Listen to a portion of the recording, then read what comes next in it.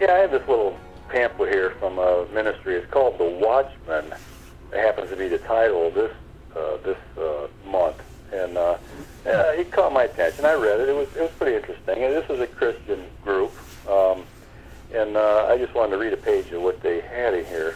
And it says, someone needs to speak out and warn against the prevailing iniquities.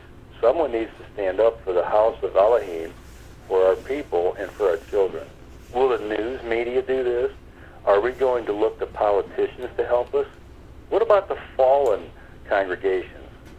Unless there is a revival in the pulpits, unless there is a revival among the watchmen and the pastors, we are in danger of losing both society and our congregations. Unless the watchmen begin blowing the trumpet against real present dangers that are coming in almost daily from a post-Christian culture, then we will continue to see more and more spiritual casualties among the ranks in the assembly. Make no mistake, we're at war. While a flood of anti-scriptural sentiment is sweeping both our world and the assembly, Yahuwah is calling for his watchmen to stand up and boldly declare, "Thus saith Yahuwah," to this generation. Yahuwah tells us there is a time to keep silent and a time to speak, Ecclesiastes 3:7. This is not the time to be silent. And they ask a question here. It says, where are the watchmen? The congregation is in danger, not because of the worldly influences by a Elohimness-less society. No, Yahuwah's people are in danger because the watchmen and pastors are failing to do their job by remaining silent when they ought to be crying out. They're not willing to call sin by its right name. Notice the experience that the watchmen need today. Okay, in Scripture, Yirmiyahu 4:19 says, "I am pained in my very heart. My heart makes a noise in me. I can't hold my peace because you have heard, O my soul, the sound of the trumpet, the alarm of war." This is how the work of the third messenger will end. Under the power of the latter rain, Yahuwah's faithful watchmen will be doing two things. Okay, they were impelled to zealously, number one, declare the truth, and number two, the danger which threatens souls. The words which the Master gave them, they uttered, fearless of consequences, and the people were compelled to hear the warning. Thus, the message of the third angel will be proclaimed. Okay? Well, there's going to be more to it than that. Where are these pastors and watchmen today? Sadly, many of them have become CEOs of corporations instead of Yahuwah's appointed preachers of righteousness. Many today see the work of the ministry as a career choice instead of a set-apart calling. Many today use the ministry to advance their own personal ambitions instead of the cause of the Messiah. If the watchmen fail in the exercise of their set-apart duties, souls will be lost, and they will have the blood on their hands in the day of judgment. That's Ezekiel 33:6. However, if the faithful sentinels discharge their duties, then souls will be saved for Yahuwah's kingdom. Not all will heed the warning, but some will, and we will meet those people in Yahuwah's kingdom one day. The only hope for the congregation today is to see the return of the watchmen.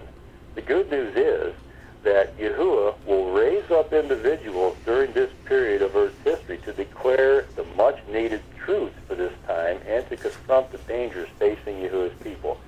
The only question is, where are they? That's the end of the article in that little pamphlet there. And I would like to read a response that I wrote to these fine people, and I will read it right now. Dear friends at such and such ministry, I enjoy your newsletters. Time is shorter than most people realize. Most don't care, but the wise ones do. The pamphlet, The Watchmen, was interesting. It contained a lot of important information. Page 12 stood out for me because at the bottom you ask a question. Where are they? Excellent question. My question to you, are you willing to listen and look into what the true watchmen are saying? The reapers are coming soon, Malachi 4, And the only safety zone is to be in the covenant. I've included a few short articles that might help explain the predicament that most people will find themselves in and how to escape it. I sincerely hope that you all will look into these truths. You are teachers and reach many people with important truth as it is. Why not add more? This is an amazing opportunity for an amazing time. P.S. One of the watchmen has responded to you. May Yahuwah bless you all. Oh man, that was wonderful to listen to. It sounded like they were open to the truth, and you gave it to them. Yeah. I hope they read the article. The articles that you sent to them. The reapers are coming, and they the world is not going to be ready. But no. I sent 3 articles to them. Who are the Natsarim? The reapers are coming, and Christians are in trouble. Oh, yeah, I had that one out too. Christians I thought those 3 would be pretty good for to read, for them to study. Now, these folks are. I think their heart's in the right place. They're good people. They're caught up in some nonsense like Trinitarianism and vegetarianism and all that stuff, But they're trying to reach people, and I think they really mean well. And I do hope that they take this information that I sent them to heart and look into it. Right. Well, we'll keep this one as a standalone video. Yeah. With you reading what they said and then your response by letter, and hopefully people will be able to get these articles that you mentioned, and I'll put the pictures of them and the names of them so that they can get these free downloads if they're watching from the space station or wherever. So thanks, Dan. Yeah. That was very nice. And we'll end the video right there. Thanks for watching, everybody, and like and subscribe.